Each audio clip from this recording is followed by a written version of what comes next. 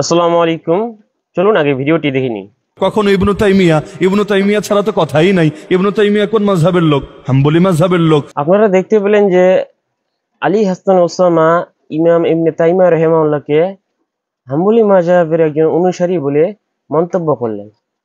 আসলে বাংলাদেশের এ ধরনের আলেমদের, আমাদের সালাফি আলেমদেরকে যে কোনো মাযহাবের একজন অনুসারী বলে তারা অন্তর্ভুক্ত করে। আসলে কি তারা হাম্বলি মাযহাবের অনুসারী নাকি অন্যান্য কোনো মাযহাবের অনুসারী ছিল সালাফি আলেমগণ? চলুন শেখ মতিউর রহমান মাদানির কাছে এই সম্পর্কে বিস্তারিত জেনে নিই। কারণ আমাদের দেশের মযহাবধারী আলেমরা কি করে, সবকে একটা ক্যাটাগরিতে ফেলতে হবে। যতই বড় বড় ইমাম হোক, কোন এক মযহাবে ফেলতে হবে।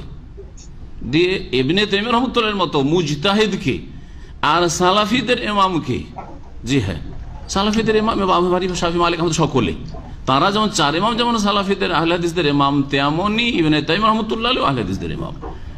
তাকেও হাম্বলি বলতে তারা কোনো দ্বিধা করেনি। পাক্কা হাম্বলি বলে আখ্যায়িত করেছে কাকে? ইবনে তাইমিয়া রাহমাতুল্লাহ আলাইহি। তো হাম্বলি, আবার হাম্বলি মযহাব বাদ দিয়ে হানাফি ফতোয়াকে কি করে প্রাধান্য দিলেন? বুঝতে পারছেন না?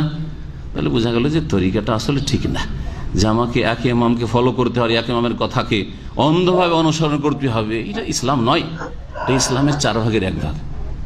তো যে মনে করবে যে এই একজন ইমামের অনুসরণ করা ফরজ, এই ইমামদের মধ্য থেকে অন্য ইমামের কোনো কথা নেওয়া যাবে না, আর ইমামের ভুল হইতে পারে, ফাইন্নাহু ইয়াজিবু আন ইউস্তাতাব, তাকে তওবা করতে বলা হবে।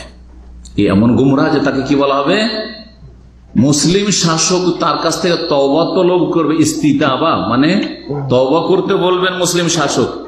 ফাইন তাবা, যদি তওবা করে না যে না আমি ভুল করেছি, বরং রাসূলুল্লাহ সাল্লাল্লাহু আলাইহি সাল্লাম মাসুম, তার সব কথার অনুসরণ করতে হবে, কোন একটি ইমামের সব ক্ষেত্রে অনুসরণ চলবে না, এই কথায় যদি একমত হয় আর তার এই ভুল থেকে যদি সে ফিরে আসে তো ভালো কথা, ওয়া ইল্লা কুতিলা, আর না হলে তাকে হত্যা করা হবে।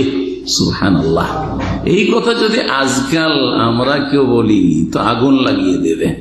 শাইখুল ইসলাম ইবনে তাইমিয়া রাহিমাহুল্লাহ তাআলা মুজাদ্দিদ বলছেন মজমুল ফাতাওয়ার 22তম খণ্ড 248 থেকে নিয়ে 249 পৃষ্ঠায়। জি হ্যাঁ, আশা করি বিষয়টি স্পষ্ট হয়েছে।